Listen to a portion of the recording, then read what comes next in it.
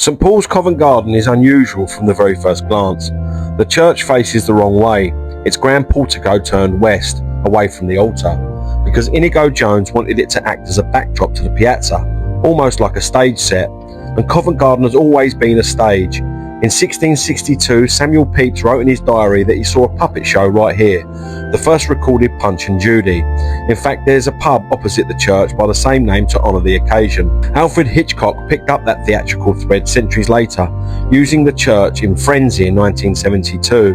And this modest-looking building is actually Inigo Jones's only church in London, the single example of how he imagined a classic parish church. When the Earl of Bedford told the architect he wanted a church that looked no better than a barn, Inigo Jones duly obliged him, and this is what he came up with.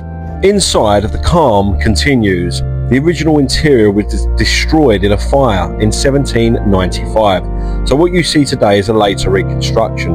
But the proportions still follow Jones's classical clarity. The ceiling is beautifully simple, wide, geometric panels that give the whole space a quiet, measured rhythm. As you move towards the altar, the stained glass on either side isn't from Jones's time. Most of it is from Victorian or later, added as memorials. The architecture around the sanctuary is Jones's language though. These are Tuscan columns, the simplest of the classical orders, matching the portico outside. The whole space is a blend of Jones's shell and centuries of additions layered gently on top. Above the altar is a striking round devotional painting, a tondo, showing Christ in glory surrounded by angels. It's a real painted panel, added long after the 1795 fire when the interior had to be completely rebuilt. Jones never designed an interior scheme for this church to survive, so later generations filled the sanctuary with their own artistic choices. And the circular shape is deliberate. It acts almost like a spotlight over the altar, drawing your eye to the centre of the sanctuary. In a church so closely tied to performance, it gives the space a quiet sense of drama, a burst of colour and movement against Jones's calm classical geometry. The whole area is a blend of Jones's measured proportions and the richer, more expressive Victorian and early 20th century additions that follow.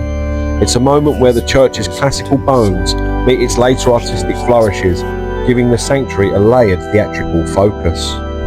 Now, the first side chapel on the right has an intimate, almost understated feel, and interestingly, even after extensive research, there isn't a great deal of information about it.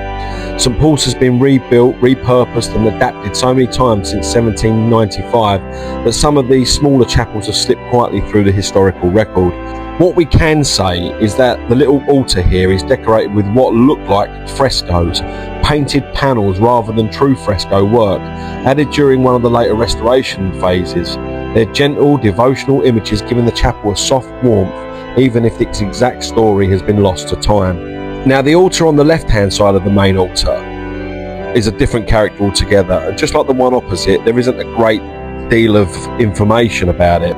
But it does seem to have a lot of orthodox iconography, as far as I could tell.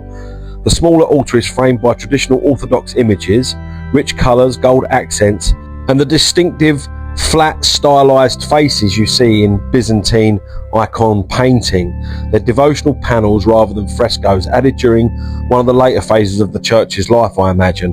Either way, it's a beautiful altar and one you definitely want to check out. Just right next to that altar is the memorial to the Royal Naval Division, and this is also where the church starts to show off its being known as the Actors' Church, a place where generations of performers have been remembered.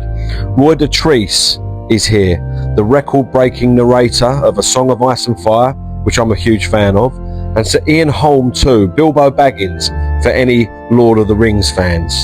And then you come to one of the most unusual features of any London church, the Audrey Leybourne Miniature Theatre. It looks whimsical at first glance, but it's actually a fully working model of a traditional stage. Everything here is built to scale, the tiny fly tower above, the miniature wings to the side, and even the little grooves on the floor where scenery would slide in and out. It's the perfect demonstration of how a real theatre works behind the scenes. The ropes, the pulleys, the lighting positions, the way sets transform a stage in seconds. Audrey Leybourne herself was a beloved figure in the theatre world, and this model was created to help young performers understand the mechanics of stagecraft.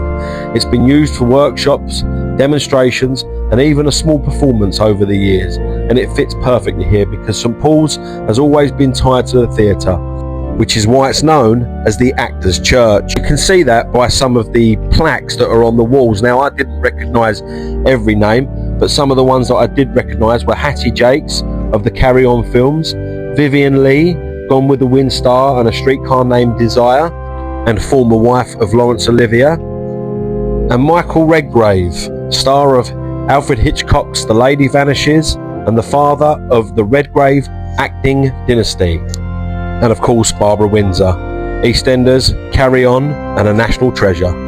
Even the font is theatrical, simple in shape, modest in scale, but placed so deliberately in the centre of the space that it feels like a final prop on the stage.